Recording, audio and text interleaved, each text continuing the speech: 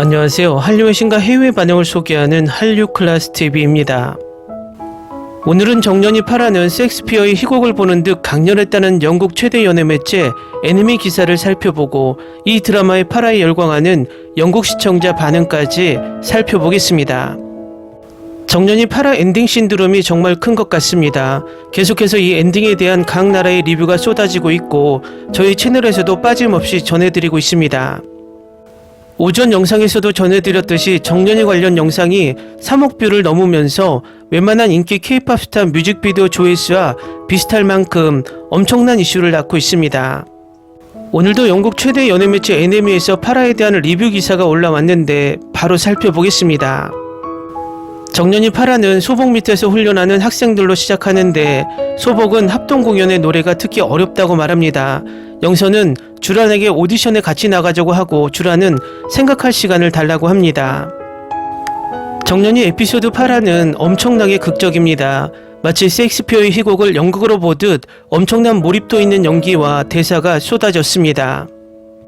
세 명의 주요 소녀 사이의 역동성이 캐릭터에 대한 몰입도를 높였습니다.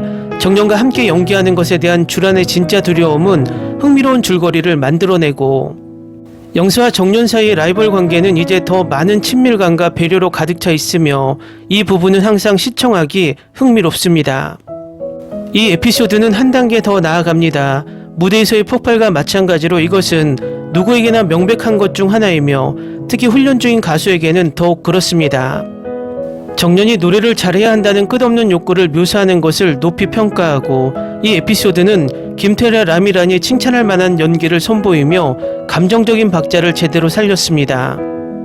재능을 중시하는 사회의 경향과 그것이 어떻게 엄청난 압박으로 이어질 수 있는지에 대한 좋은 진술입니다.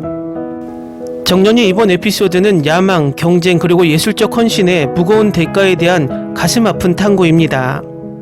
이 스토리는 정년이 자신을 증명하고자 하는 깊은 욕망을 능숙하게 포착하여 그녀를 신체적 정서적 극단으로 이끄는 결의에 대한 강렬한 서사를 엮어냅니다. 반복적인 경고와 눈에 띄는 긴장에도 불구하고 그녀의 공연을 완벽하게 하려는 끊임없는 노력은 그녀의 확고한 결의를 보여주지만 끊임없는 압박에 직면한 자기 희생의 위험성도 강조합니다. 정년과 주란 사이의 역동성은 서사의 깊이를 더해 경쟁적인 환경 속에서 신뢰, 배신 그리고 우정의 복잡성이라는 주제를 묘사합니다. 오디션 장면은 정년이 끊어지는 목소리를 뚫고 날카롭고 영혼을 흔드는 공연을 선보이며 가슴 아프고 감동적입니다. 공연 중 정년과 초록의 케미는 아름답게 묘사되어 쇼의 관객과 집에서 보는 시청자 모두에게 진정한 감정을 불러일으킵니다. 정년이 무너지는 여파는 야망의 대가에 대한 강렬한 인상을 남기고 영사 해랑과 같은 다른 캐릭터는 이야기의 긴장감과 겹을 더합니다. 이 에피소드는 시청자에게 여파와 이 중요한 순간이 정년의 미래와 극단의 역동성에 어떤 의미를 갖는지 간절히 기대하게 합니다. 다음은 정년이 파라를 리뷰하는 레딧 영국 커뮤니티 게시판에 달린 영국 시청자 반응입니다.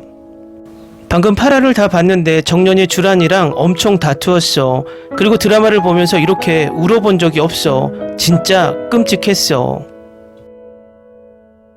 주란은 내 눈에는 잘못이 없지만 그녀를 대신해서 사과드립니다. 제 귀여운 아기에게 자비를 베풀어 주세요. 하지만 그녀는 나중에 죄책감을 느낄 것입니다. 그리고 제 메인 아기 정년은 구하에서 모든 사랑과 찬사를 받을 자격이 있습니다. 그 이상을 기대합니다. 이 드라마는 정말 최고의 드라마야. 지금은 어떤 드라마도 이 드라마를 이길 수 없다. 파라는 정말 보기 힘들었는데 특히 마지막 장면은 더 그랬어요.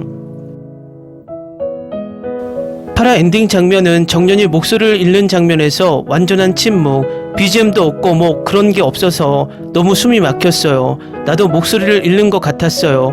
연기가 최고였어요. 파라 엔딩 그 순간부터 가슴이 찢어졌고 엔딩은 나를 약하고 황폐하게 만들었어. 내가 할 수만 있다면 나는 오늘 직장을 하루 쉬었을 거야. 내 딸에게 무슨 일이 일어났는지 알면서 어떻게 일을 할 수 있겠어. 다음 에피소드를 어떻게 기다리지? 파라 걸작인데 이 드라마로 김태리가 백상예술대상을 못 받으면 한국 시상식이 조작된 겁니다. 저는 8화보다 7화가 너무 좋았습니다. 거의 모든 장면의 스크린샷을 찍어야 했습니다. 이번 에피소드에서 그녀는 그녀의 캐릭터를 훌륭하게 보여줬습니다. 김태리는 윤정년이라는 것에 대한 깊은 이해를 가지고 있었습니다. 이제 그녀의 캐릭터의 끝이 어떻게 될지 궁금합니다. 제목에 걸맞을까요? 지켜봐야겠습니다. 몇 회 남았습니다. 이 드라마가 다른 드라마만큼 화제가 되지 않는 게 믿기지 않지만 저는 이 스토리를 좋아합니다. 이 드라마는 한국 문화의 모든 측면을 보여주며 시청자들을 매료시킵니다. 김태리는 캐릭터를 아주 잘 구현하는 다재다능한 여배우이고 그녀는 미스터 션샤인에서처럼 100% 그것을 해냈습니다. 신예은, 라미란, 정은채는 제가 보고 기뻤던 다른 얼굴들입니다. 저는 이 드라마의 한국 전통음악, 연극 속 스토리, 그리고 다른 모든 것을 좋아합니다. 전형적인 K-드라마가 아니라 저는 이것을 보는 것을 좋아합니다. 놀라운 쇼, 단순한 드라마가 아니라 다른 세계로 데려갈 것입니다.